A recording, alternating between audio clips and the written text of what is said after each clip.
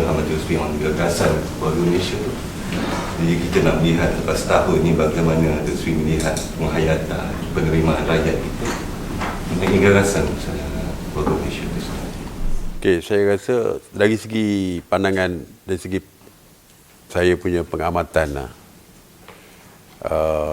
rakyat semakin menerima dan keluarga Malaysia ni mudah difahami, bukan sesuatu yang terlalu sukar untuk difahaminya, sebab konsep keluarga tu adalah ada pada kehidupan harian kita. Setiap kalangan kita adalah keluarga. Bagaimana keluarga menjaga ahli keluarga yang lain, begitulah konsepnya di dalam kerajaan ini, iaitu semuanya kita sudah sebagai satu keluarga. Jadi kita saling memerlukan antara satu sama lain, perlu membantu antara satu sama lain. Saya percaya kalau ada di kalangan keluarga kita yang ditimpa kesusahan, pasti kita akan memberi keutamaan untuk membantu keluarga kita. Sebab itu saya dari segi kaki tangan kerajaan pun, semalam saya dengan orang, saya tekankan, kalau dulu kerja sebagai satu pasukan, sekarang kerja sebagai satu keluarga. Dan kehidupan apa yang saya nak bawa keluarga Malaysia ni pun, kalau kita pergi ke Sabah, Sarawak dan sebagainya, ini merupakan satu perkara yang agak biasa bagi diorang. Dari segi hubungan, tujuan saya adalah dari segi keharmonian hubungan antara kaum, agama dan sebagainya. Jadi konsep tu saya rasa konsep yang dah ada kepada kita, cuma kita perbesarkan konsep tu bukan saja untuk keluarga kita, tapi seluruh rakyat Malaysia sebagai satu keluarga. Dan saya tengok dari segi apabila melakukan jelajah aspirasi keluarga Malaysia, dari segi penerimaan dan dari segi bila ditanya tentang konsep ini, ramai yang memahami dan menganggap ianya satu perkara yang perlu kita teruskan dan kekalkan. Sebab 3 prinsip tu, inklusiviti, kesyukuran, ada 3 ya. Datuk Seri, selain daripada jelajah Malaysia untuk mengukur keberkesanan keluarga Malaysia ni, apa lagi penanda aras untuk menunjukkan yang gagasan keluarga Malaysia ni diterima oleh rakyat dan rakyat sekarang ni menikmati limpahan daripada gagasan itu? Ya, saya yang paling penting saya lihat, tapi saya tak ada buat kajian lah. Ya. Saya tengok dari segi keharmonian kaum, agama tu agak lebih, saya nak kata lebih baik, tidak, tapi kita agak kurang mendengar seperti satu ketika dulu. Ya, satu ketika dulu yang isu perkauman, isu agama tu boleh kata hari-hari keluar dalam media sosial dan sebagainya. Tapi nampak ianya semakin berkurangan. Jadi saya menganggap itu sebahagian daripada kejayaannya, kerana bagi kita keluarga Malaysia meaning setiap kaum di negara kita ni, setiap individu dalam negara ini sebagai satu keluarga. Dan bila kita menerima konsep ini, maka keharmonian itu dapat dicapai dengan cepat dan kita lihat sendiri. Kurang dah. Saya tak tahu sama ada betul atau tidak, tapi kita akan buat kajian nanti. Dari segi isu-isu panas yang melibatkan kaum, agama dan sebagainya sudah menjadi semakin berkurangan. Itu dari segi keharmonian antara kaum dan sebagainya. Ya. Selepas setahun Datuk Seri menerojoki kerajaan Malaysia, apakah cabaran paling kecil yang Datuk Seri lihat dan Datuk Seri hadapi sendiri sebagai seorang Perdana Menteri? Mungkin boleh berkonsisten dengan kita. Cabaran paling kecil. Yang pertamanya dari segi menstabilkan politik. Ya, menstabilkan politik. Sebab kepentingan kestabilan politik ini ada kaitan dengan kestabilan ekonomi. Politik yang tak stabil akan menjurus kepada ketidakstabilan ekonomi. Dan kesannya tentulah rakyat yang akan terkesan. Jadi apabila saya ambil alih kerajaan ini, ketika itu keadaan tidak stabil dari segi politik. Ya. Sebab sebelum saya dah ada 2 Perdana Menteri.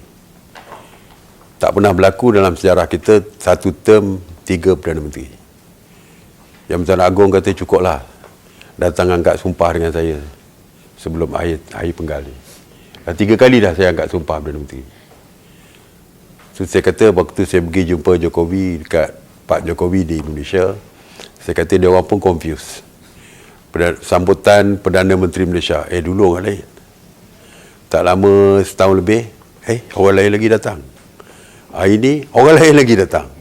Jadi Jokowi pun kata cukuplah, tak maulah ada 4 lagi, keempat pula datang. Jadi maknanya nampak very clear dari segi ketidakstabilan politik itu. Dan challenge-nya adalah apabila majlis raja-raja yang bersidang, bermesyuarat, membuat keputusan supaya titah dikeluarkan supaya Agong terutamanya nakkan kajian yang stabil.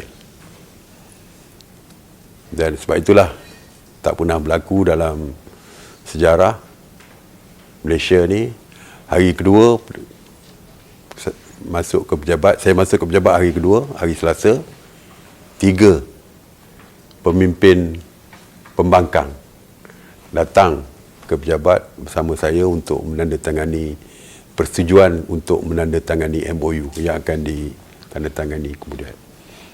Jadi ceasefire, seolah-olah satu ceasefire berlaku, maka keadaan politik dapat distabilkan. Tetapi it's not easy juga, sebab kita juga kena menjawab kepada parti kita.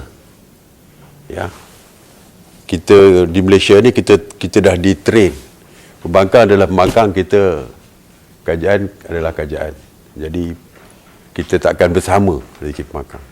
Kita parti pemerintah takkan bersama dengan parti pembangkang. Jadi perlu memberikan penjelasan kepada parti sebagai contoh untuk memberitahu dia reason kenapa kita menandatangani perjanjian kerjasama ataupun MOU dan sebagainya. Jadi cabarannya adalah ketika itu untuk menstabilkan politik, walaupun tanda tangan, tapi individu-individu dalam parti termasuk pembangkang dan sebagainya bukan mudah untuk menerima perkara ini. Jadi untuk penerimaan parti kita, penyokong kita peringkat awal tu agak sukar, sebab tiba-tiba kita berkawan dengan pembangkang, tiba-tiba kita MOU dengan pembangkang, jadi agak sukar. Dan yang seterusnya adalah dari segi pemulihan ekonomi, untuk memulihkan semula ekonomi, sebab kita dah tutup semua sektor ekonomi selama 2 tahun. 2 tahun. Bila kita buka semula tu bukan satu perkara yang mudah. Ya, bukan satu perkara yang mudah. Terutamanya melibatkan peniaga-peniaga kecil dan sebagainya. PMKS menghadapi masalah. Ya, dia baru buka perniagaan. Dan bila kita dah berbagai-bagai insentif kita bagi dan sebagainya untuk bantu mereka, tiba-tiba berlaku pula perang Russia, Ukraine, yang memberi kesan pula kepada segala agenda perancangan kita dari segi pemulihan ekonomi dan sebagainya. Jadi agak sukar pada peringkat awal. Tapi alhamdulillah lah, kalau kita tengok announcement yang dibuat oleh Bank Negara, dari segi KDNK kita the best in Southeast Asia, di Asia Tenggara ini, dan berbanding dengan kuasa-kuasa besar yang lain yang kuasa ekonomi dulu seperti China, Jepun, Amerika, EU, kita jauh lebih tinggi dari segi KDNK. Pengangguran ini merupakan satu perkara yang sangat besar, tanggungannya untuk kita pulihkan balik. Alhamdulillah kita dah back kepada zaman sebelum pandemik, iaitu 3.8%. Kalau 3.8%, mana bawah 4 ni dianggap sebagai guna tenaga penuh lah. Ya.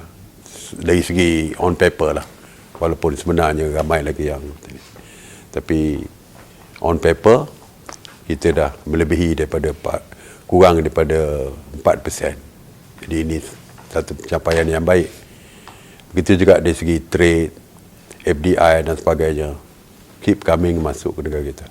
Trade kita dah melepasi 2 trilion ringgit, yang highest, yang tertinggi setakat ini. Jadi walaupun keadaan ekonomi dunia tak pulih, tapi walaupun kita tidak boleh dikatakan pulih sepenuhnya, tetapi kita boleh nampak dari segi perkembangan dan sebagainya. Dari segi growth pun kita jangkakan lebih kurang 5.3 to 6.3% jangkaan kita, walaupun IMF meramalkan seluruh dunia lebih kurang 3.2% growth saja. Jadi kita adalah lebih baik daripada tempat lain, tetapi ialah banyak perkara lagi yang perlu kita lakukan. Itu dari segi teori, numbers, tapi actualnya di bawah kita tahu orang miskin tu masih lagi, kesukaran tu masih lagi terasa. Ramai orang kata tak mampu, tetapi mengherankan juga dari segi peruncitan ataupun retail, this year the highest dari segi numbers, mana orang masih berbelanja dengan banyak, lebih daripada dulu. Tapi itu tidak menjadikan kita, numbers itu tidak menjadikan kita menganggap bahawa semua orang senang seperti yang numbers yang tertulis itulah. Sebab tu saya kata 3.8%, 4% dianggap guna tenaga penuh, but yet kita tahu ramai yang masih nganggur. Yang lebih penting bukan setakat pengangguran, tapi pendapatan yang diterima mungkin tak setimpal daripada kerja yang dilakukan. Jadi banyak lagi yang perlu kita fokuskan. Di pertandingan Datuk Seri ada kurang lebih setahun saja lagi baki untuk ni. Datuk Seri rasa macam mana, perlu diberi tempoh untuk meneruskan lagi ataupun perlu dapat mandat baru dari awal? Ini satu soalan yang susah nak jawab. Kalau saya kata lama lagi, marah parti saya. Parti saya nak cepat. Cuma saya dah sebut tadi beberapa kali, banyak pertimbangan lah sebelum kita buat keputusan. Pertimbangan. Yes, rakyat perlu diberikan ruang untuk memilih kajian yang baru. Sebab dah berubah 3 kajian, ada yang mengiktiraf, ada yang tak mengiktiraf. Better pulangkan balik mandat ini kepada rakyat. Ya, tetapi isu pun banyak dan saya kata perlu diselesaikan. Isu masih lagi terlalu banyak perlu diselesaikan. And then isu yang saya sebut tadi lah, dari segi ekonomi, dari segi pendapatan, pekerjaan. Walaupun di antara Januari sampai sekarang kita dah provide 400,000 jobs kepada rakyat kita, tetapi seperti saya kata, dari segi upah 1,500 tu sesuai ke tak sesuai, mungkin perlu ditingkatkan lagi. Setengah-setengah tu mengatakan tak mencukupi. Jadi banyak perkara yang isu yang belum diselesaikan. Isu LCS baru timbul, tak tahu apa kesannya, tak tahu apa akan jadi dalam masa 1 bulan 2 bulan daripada sekarang. Itu isu yang terkini, tetapi itu yang mungkin menyebabkan kita kata lewatlah pilihan raya, selesai isu. Tapi satu lagi perkara yang perlu kita lihat, kalau terlampau lewat tahun depan, ketidaktentuan ekonomi. Seperti saya kata tadi, ekonomi dunia pun dalam keadaan yang tidak menentu tahun depan. Pak Jokowi dah beritahu, Lee Hsien Loong, PM Lee pun dia kata bahawa tahun depan it's not a good year lah dari segi ekonomi. Ya. And then IMF, saya dah kata tadi, World Bank semua mengatakan bahawa pertumbuhan akan menurun dan sebagainya. Jadi kalau kita tunggu ekonomi semakin teruk, mungkin tak sesuai pilihan raya waktu ekonomi tengah teruk. Mungkin kena cepat. Jadi akhirnya, kesimpulannya, pilihan raya akan diadakan sama ada tahun ini atau tahun depan. Belum ada ilham lagi. Ada indikator yang menunjukkan akan berlangsung pada tahun ini, Datuk Seri. itu yang saya kata tadi, kalau kita nak kata tahun ini, kerana kita takut tentang ketidaktentuan ekonomi tahun depan, Kalau kita tunggu lagi susah, mungkin tahu ini. Tapi kalau kita kata tahu ini, isu-isu terlampau banyak yang berlaku sekarang dan banyak perkara yang perlu diselesaikan. Jadi sebab itulah agak sukar untuk membuat penentuan. Ya, Datuk Seri, apa agaknya indikator ataupun kriteria yang akan menentukan Datuk Seri bersedia untuk menghadapkan Dr. Agong untuk memohon pembubaran? Itulah saya nak tengok balance antara dua tu lah, yang mana lebih memudahkan kita untuk menang. Sebab kalau saya pelanggan, saya mewakili parti saya jugalah. Tentu bila kita bubar parlimen, kita dah tahu yang kita akan menang. Tapi adakah dengan isu yang begitu banyak tak selesai ni kita boleh kalah? Dan kita tak akan buat waktu kita kalah. Jadi kalau tahun depan ekonomi teruk, katakan ekonomi tak ada ketentuan, yes, teruk atau tidak tu kita tak tahu lagi lah. Tapi selagi Russia Ukraine ni tak selesai, ekonomi dunia pun tak akan pulih sepenuhnya dan kita pun terjejas. Kalau kita buat waktu itu dalam ekonomi teruk, kalau ekonomi semakin teruk, goodies yang sepatutnya diberi insentif kepada rakyat mungkin akan berkurangan. Jadi ini mungkin tidak, waktu itu tidak sesuai untuk kita call for election. That's why balance kita kena cari tu. Bila tu? Itu yang susah. Kalau semua selling, lain sikit, senang saya umumnya. Datuk Seri, dalam perbincangan SCS tadi, Datuk Seri. Macam mana? Datuk Seri sebut tentang SCS tadi, mungkin Datuk Seri nak tunggu dulu tengok SCS ni die down dulu isu ni tu macam mana ke? Nak die down isu ni bukan mudah. Ya? Bukan mudah. Because opposition bagi saya akan menggunakan isu ini seperti mereka menggunakan isu 1MDB dulu. Sama. Yang pentingnya tindakan yang kita lakukan. Ya. Sekarang ni satu kes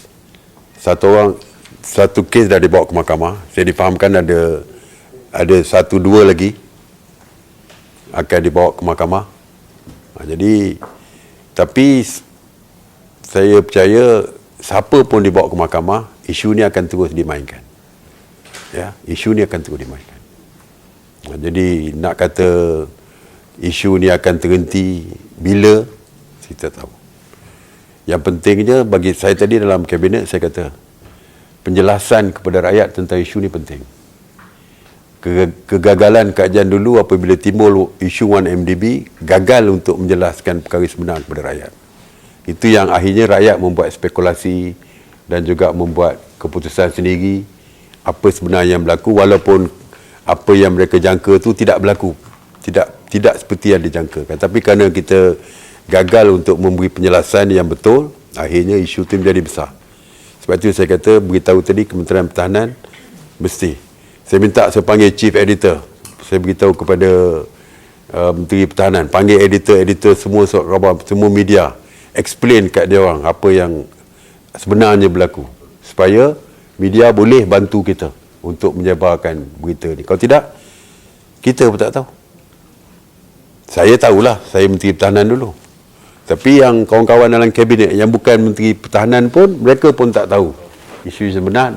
Bila kita tak tahu cerita, dan kita tak boleh nak explain kepada orang, because kita sendiri pun tak tahu. Hanya rakyat melihat ujian integriti kerajaan. Ya, itu isu dia. Sebab itu saya kata susah nak matikan isu ni, because isu yang dibangkitkan oleh pembangkang adalah integriti. Bukan soal siapa yang kena tahan, siapa yang kena tangkap. Bagi dia, kena tangkap tu mungkin bukan yang sebenar. Contoh. Jadi kalau kita tengok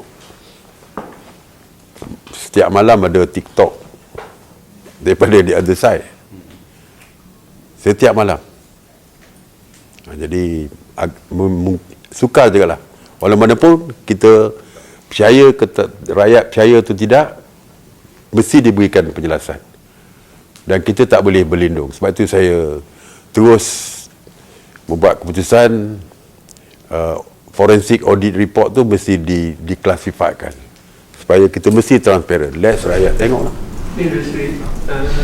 Kalau dikatakan politik tu momentum ada mengandaikan seloknya Pilihan Raya Umum diadakan sebaik saja BN menang tempoh hari pada Mac lepas menang di Johor. Kita dah tak buat, tak itu jadi akademik je lah. Kalau kita buat, dan because waktu itu kalau kita buat pun, well, boleh menang, boleh kata tak menang, kita tak tahu juga. Ya, di Johor menang, mungkin ada reason dia.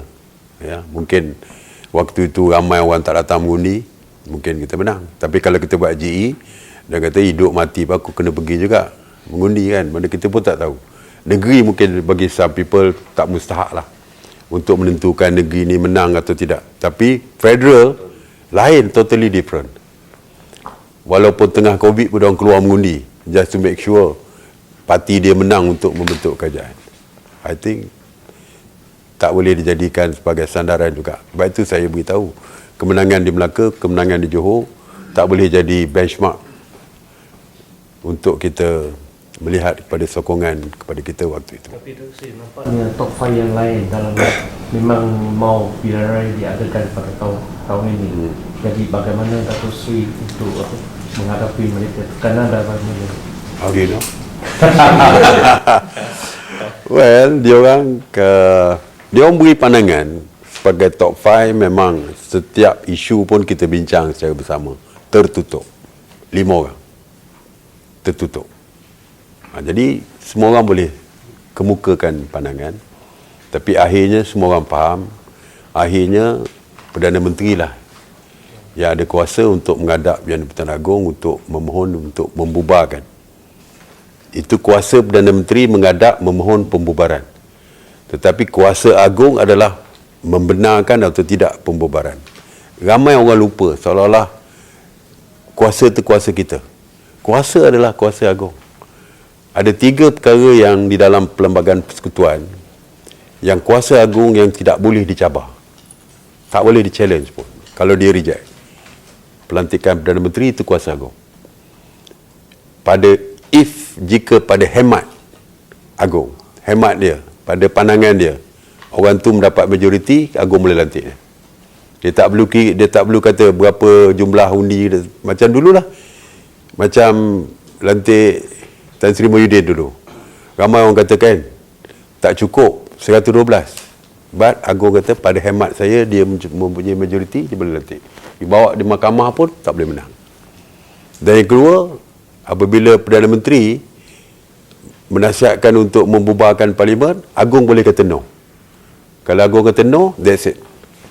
You cannot challenge kuasa agung di mahkamah. Dia ada 3. Yang ketiga, of course lah, untuk memanggil majlis mesyuarat, majlis raja-raja, itu juga kuasa agung yang tak boleh dicabar. Jadi 3 perkara. Jadi top 5 boleh bincang apa saja. Kalau saya bawa ke kabinet setuju untuk pilihan raya bila tarikh sekian untuk saya bubarkan.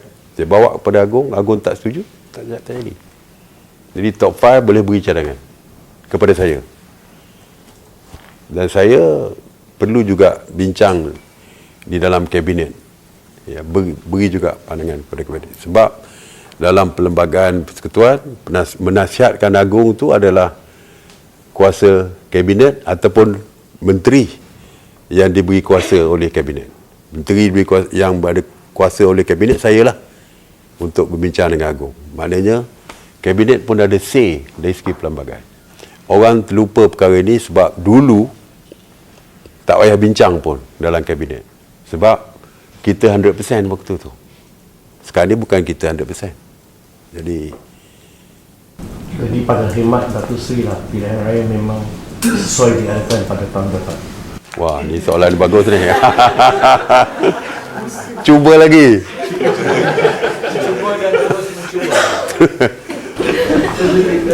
Apa ni, jika dalam 100 hari tempoh hari kan Datuk Seri memberi grade yang bagus pada menteri-menteri. Jadi dalam setahun ni apa grade yang Datuk Seri boleh bagi pada menteri-menteri prestasi orang? Belum lagi, sepatutnya minggu lepas. Waktu di parlimen tu. Patutnya kita dah buat assessment dah. Siap pencapaian menteri tu. Tapi kita tangguh dulu. Mungkin waktu itu pasal kat parlimen kelang kabut dengan debate, undi dan sebagainya. Tapi secara umumnya Datuk Seri melihat performance anggota kabinet sekarang ni. Ya, bukan perfect. Ya, bukan perfect. Ada yang bagus, ada yang under performance dia tak berapa bagus. Ada yang bagus, ya. Tapi kita lihat secara keseluruhan lah. Ya, kalau kita lihat yang isu-isu dapat kita selesaikan dengan baik, tentulah kesan daripada keseluruhan pentadbiran tu. Pakai contoh, isu ayam. Dulu kecoh. Harga ayam sampai RM13. Sekarang ni harga ayam dah turun. Minyak masak, harga turun. Besi, semakin turun. Jadi, dan kejayaan-kejayaan saya sebut tadi dari segi ekonomi dan sebagainya. Jadi, kita tengok kajian ni biar secara menyeluruh, bukan setakat individu-individu di dalam kabinet. Because cabinet decision adalah decision semua, walaupun you dalam setahun tak pernah bercakap pun sepatah pun dalam kabinet, but yet keputusan kabinet adalah keputusan kita semua, termasuk you yang tak bercakap. Dah tak ada lah contoh kan.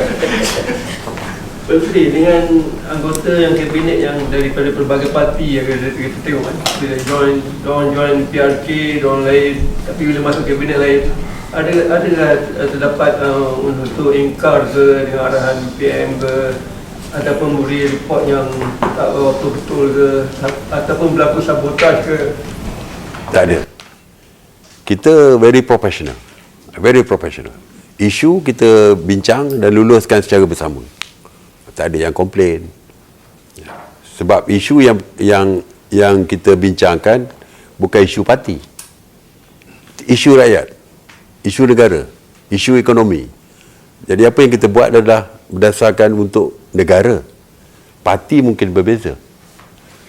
Okey.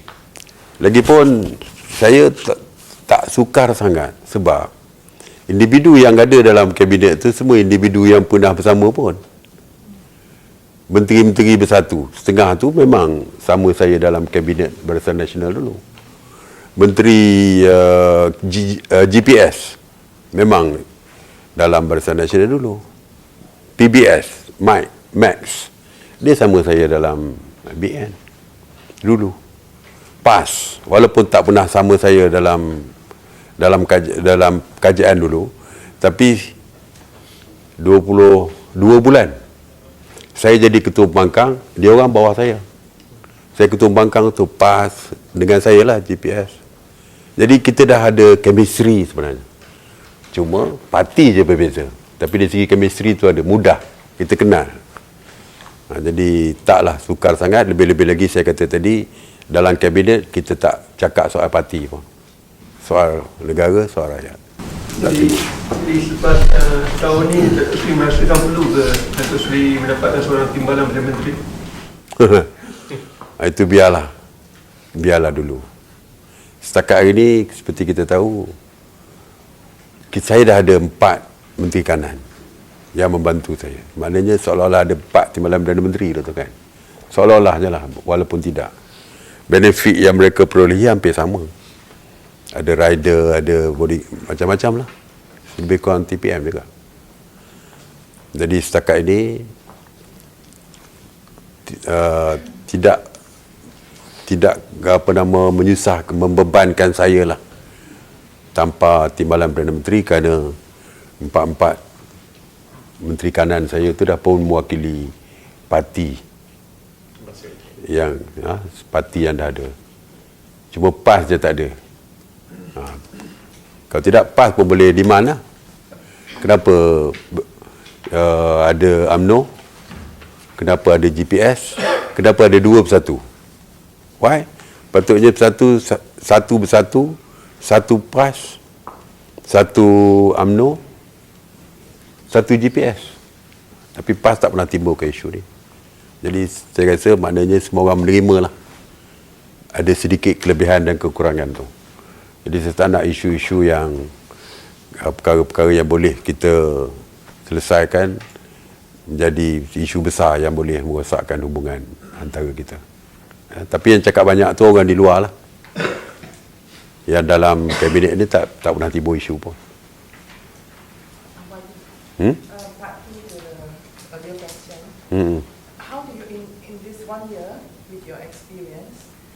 how did you manage where you want to go, where your party want to go, and where your cabinet wants to go if they are moving in different directions? How have you been managing it?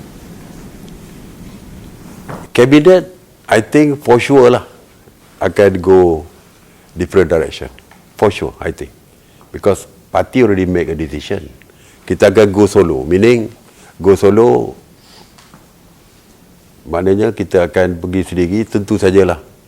Tidak akan bersama dengan, dari segi direction kita dah clear dah. Maknanya kita akan bersama dalam kerajaan seperti ini sehingga pilihan raya. Setakat hari ni lah. Tapi direction parti, saya tak boleh nak cakap lebih lah. Sebab saya nombor 3. Saya ada bos. Jadi parti direction biar itu soalan tu perlu kepada presiden parti saya. Ya.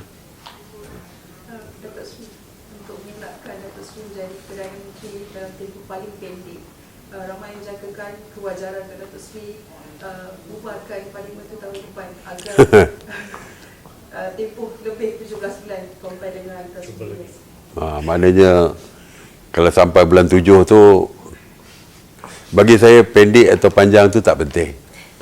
Panjang 20 tahun pun kalau tak ada apa benefit kepada rakyat, kepada kerajaan pun tak ada mana juga. Pendek tetapi penuh dengan kejayaan is better daripada lama tapi tak ada kejayaan apa-apa. No point. Jadi saya tak memikirkanlah. Ya, ini rezeki ni Tuhan punya kuasa. Tapi seperti saya kata tadilah, kalau saya nak lama boleh saya lama lah. Sampai bulan 7 pun boleh. Sebab pressure macam mana pun, kuasa untuk berjumpa dengan Agung, menyembahkan Agung pun kuasa saya. Tapi saya kata tadi bahawa untuk menentukan pelanggan yang tidak, tadilah isu-isu yang saya sebutkan tadi. Kalau lambat, apa kesan dia, kepada cepat, apa kesan dia. Jadi pendek atau panjang tu bagi saya tak menimbulkan apa-apalah. Ada spekulasi pendek panjang tempoh Datuk Seri sebagai Perdana Menteri ni ada kaitan dengan untuk tarikh panggil pilihan raya ni sebab ada pergolakan dalaman di dalam parti sendiri. Banyaklah dikatakan tentang Datuk Seri dengan Datuk Seri Presiden Datuk Seri Ahmad Zahid. So ada yang mengatakan Datuk Seri mungkin akan drag supaya sampai kes-kes mahkamah ni semua selesai supaya Datuk Seri akan ada peluang. Mungkin Datuk Seri boleh jelaskan. Saya presiden ni. Presiden saya. Dengan saya tak ada isu ya. Saya tak ada isu. Saya kenal presiden ni dah lama. Waktu saya sekolah lagi. Presiden ni my brother punya best friend. Ya, jadi they were together in Universiti Melaya, same room, dia roommate. Kalau saya ponting sekolah pun saya tumpang tidur bilik dia lah.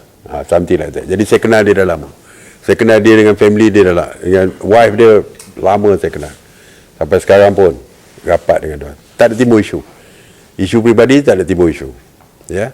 Perpecahan dalam UMNO saya rasa tak, orang luar saja yang bercakap soal pecah dalam UMNO ni. Sebab saya top 5 akan berjumpa almost setiap masa. Dan kalau saya ada masa, kalau top 5 mungkin sebulan sekali meeting. Dan kalau saya ada masa, celah in between tu, kalau saya ada free, saya akan pergi ke rumah dia. Saya sendiri seorang pun pergi untuk berjumpa dengan dia. Tapi saya bukan jenis bercerita kat luar atau buat PC bila saya pergi rumah presiden. Jadi itu kadang-kadang personal. Jadi tak timbul isu lah. Top 5 pun kalau meeting pun dalam keadaan yang sangat baik ya. Jadi kalau dia kata saya nak drag kes dia sampai dia kena tak kena, itu kita tak tahu. Itu mahkamah boleh buat keputusan. Jadi tak ada kegusaran dan Datuk Seri ramai yang kata spekulate mungkin jadi macam Johor yang order barang lain sampai barang lain. Saya very simple ya. Saya jadi Perdana Menteri ni tak pernah terlintas dalam fikiran saya. Dan saya tak pernah rancang pun. Macam mana saya nak rancang? Saya jadi Ketua Pembangkang. Mana saya nak jadi Perdana Menteri sebagai Ketua Pembangkang? Jadi saya kira sampai habis pilihan raya lah. Tiba-tiba oleh kerana waktu itu tujuan membentuk kerajaan itu adalah untuk menjatuhkan kerajaan PH yang didominate oleh DAP. Jadi kerana tujuan kita, nawaitu kita hari itu adalah untuk tolak kerajaan PH yang didominasikan oleh DAP kerana banyak sangat kerosakan yang berlaku ketika itu. Sebab itu kita kata okeylah, kita join lah kerajaan ini. Walaupun bukannya kita bersahabat dengan kerajaan waktu tu, dia di other side, bersatu sebelah sana. Dalam kerajaan, saya sebelah sini, Mangkang satu sebelah sana. Tapi akhirnya kita boleh join kerana tujuan yang tadi. Jadi, jadilah kerajaan. Bila jadi kerajaan, Tan Sri Mahyudin sebagai Perdana Menteri. Mana pun saya fikir saya nak jadi, tak fikir timbalan Perdana Menteri pun. Jadi Menteri Pertahanan je lah. Jaga COVID pula tu. Busy, jaga COVID. Tak pernah fikir pun nak jadi apa-apa. Pilihan raya lambat lagi. 2023. Waktu itu 2020 kan. Jadi tak pernah fikir. Tapi Tuhan punya kuasa, tiba-tiba lantik saya jadi TPM. Tak menjamin apa-apa lagi. Saya kira sampai pilihan raya lah kot.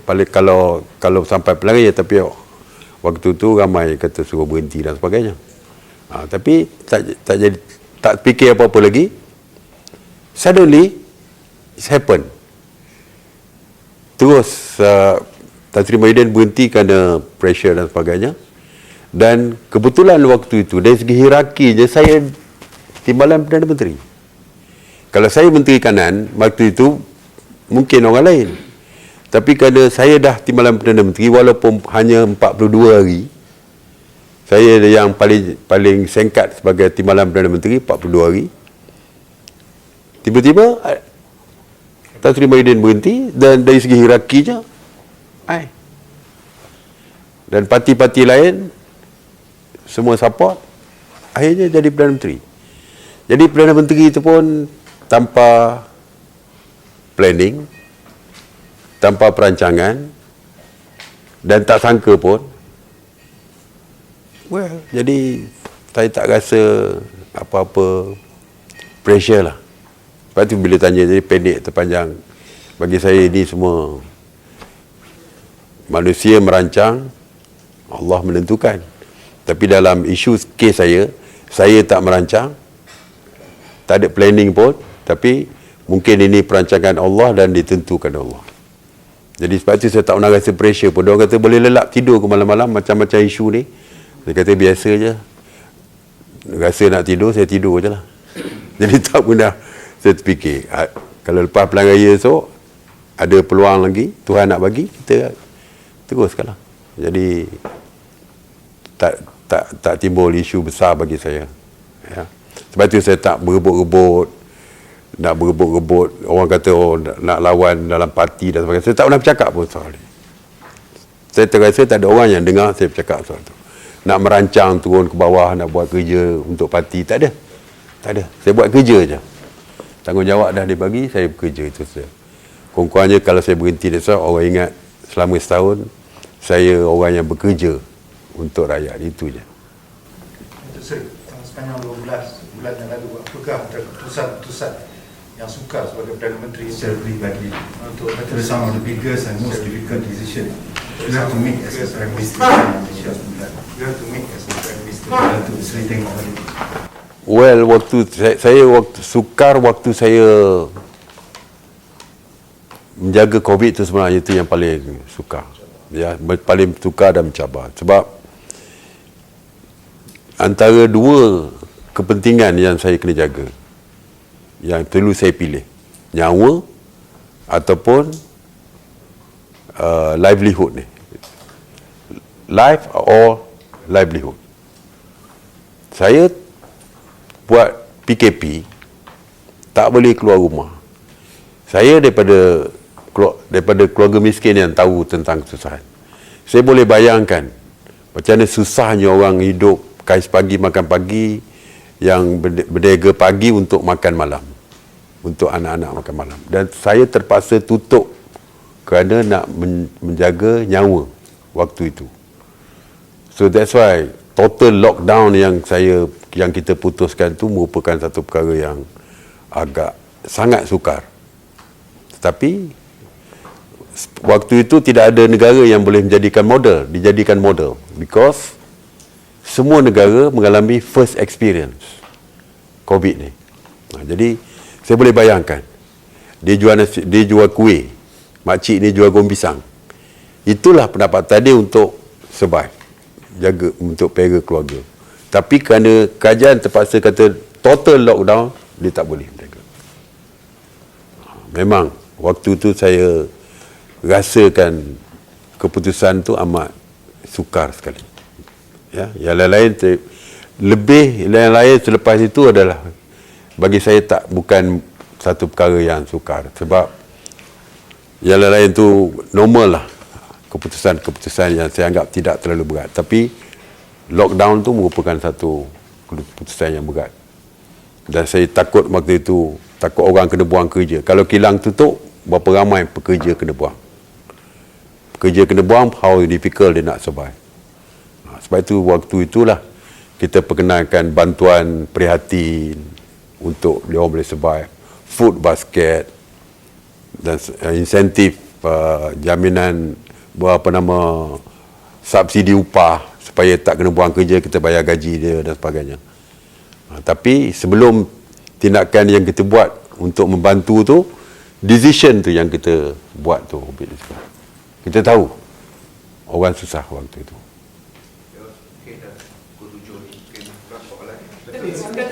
Awit.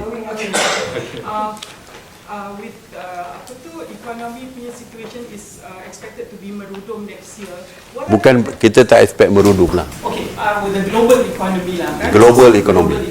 Apakah langkah kerajaan yang you dah fikirkan untuk as a safety net for Malaysia and orang-orang Malaysia? Nanti kita akan tunjukkan sewaktu bajet nanti. Waktu bajet bulan Oktober. Kita belum tetapkan lagi, tapi bajet kita ni merangkumi semua, kita akan menyentuh semua walk of life lah, semua rakyat kita, apa kategori ke, apa segmen ke. Dan satu lagi ialah preparation untuk menghadapi cabaran ekonomi tahun 2023. Bajet nanti akan memberikan penjelasan lebih detail. Sekarang ni tengah buat engagement bajet. Saya tak tahu dengan media dah buat belum lah. Bajet sekali ni kita akan jumpa dengan semua, termasuk opposition ke semua kita akan jumpa.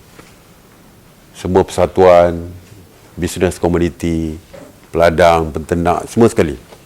Saya tak tahu dengan media. Saya rasa ada, biasanya ada kan. Bajet consultation yang 300-400 orang tu, ingat minggu depan kot di MOF. Isnin depan. So the budget tu adalah untuk semua rakyat lah, ada semua, everybody. Kita akan touch setiap orang. Ini bermakna bajet ni akan dibincang macam RUU lain dengan pembangkang. Bajet ni dari segi MOU kita dengan pembangkang, sokongan dia selain daripada RUU, bukan semua RUU, pindahan perlembagaan dan juga termasuk bajet. Bajet dari segi MOU dia mesti sokong kita untuk kelulusan. Macam tahun lepas ni bajet lah. Sama. Dan dia memang kena sokong. Dia tak boleh tak sokong bajet. Sebab itu dari segi MOU. Unless kalau pilihan raya sebelum bajet, itu tak adalah. Contoh.